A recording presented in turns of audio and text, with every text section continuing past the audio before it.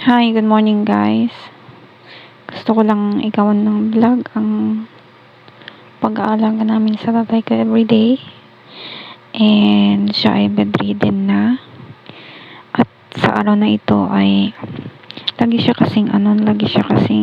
kasing sinasabing makati yung ulo niya. Kasi nung pumunta siya dito ginabitan ko. Pero magwa 1 month na siya dito.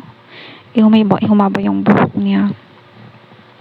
Kaya ngayon, magbarbero ako ngayon guys. And siya po ay bedridden na kaya hindi na siya nakakagalaw. Hindi na siya masyadong tumatagal nakaupo kaya binilis-bilisan ko kasi sinasabi niya na masakit daw yung tiyan niya at saka yung J-sikot na kung matagal siyang nakaupo. Kailangan kong bilisan guys, kailangan kapaspasan nga pukisan isuna. Yung pagpapaligo niya siguro po napanood nyo, hindi na siya talaga nakakagalaw, naka-diaper lang siya araw-araw, tsaka araw-araw na lang siyang nakahiga guys. Araw-araw na lang kami yung kamay niya, kami yung paa niya, kami yung nagsusubo sa kanya kapag kakain siya. Pero lately, laging umiiyak si baby, yung anak ko. Kaya yung kapatid ko na lang ang may laging nagpapakain sa kanya, laging nag-aasikaso sa kanya kasi laging umiiyak yung baby ko. Kaya yan. Kailangang asikasuhin ko muna yung baby ko bago yung tatay ko. Kapag lang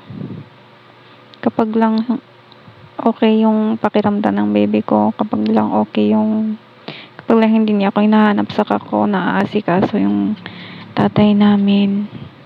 Ganito araw-araw guys, very struggling everyday pero wala tayong magagawa kasi nandito na siya, kinuha ko na siya dito. Ang lagi ko lang hiling sa Panginoon ay lakas namin para maalagaan siya. And alam ng Diyos kung ano yung nandito sa puso ko. Alam niya kung ano yung lagi kong pinapanalangin sa Kanya guys. Alam niya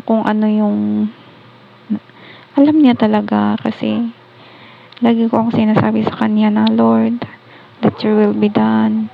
Kung ano man po ang plano mo sa tatay ko, ikaw na po ang bahala. Kaysa naman naghihirap siya ng ganito, pero sabi ko, siguro may plano pa talaga si God para sa Kanya. And kung ano man yung hindi pa niya na-fulfill sa mundong ito, lagi kong pinipray na sana si God ang mag-fulfill or sana kami na lang ang mag-fulfill para hindi na siya mahihirapan ng sobra-sobra at hindi na din kami mahihirapan ng ganito. Kasi hindi na siya talaga nakakagalaw, hindi na siya nakakakilos ng mag-isa.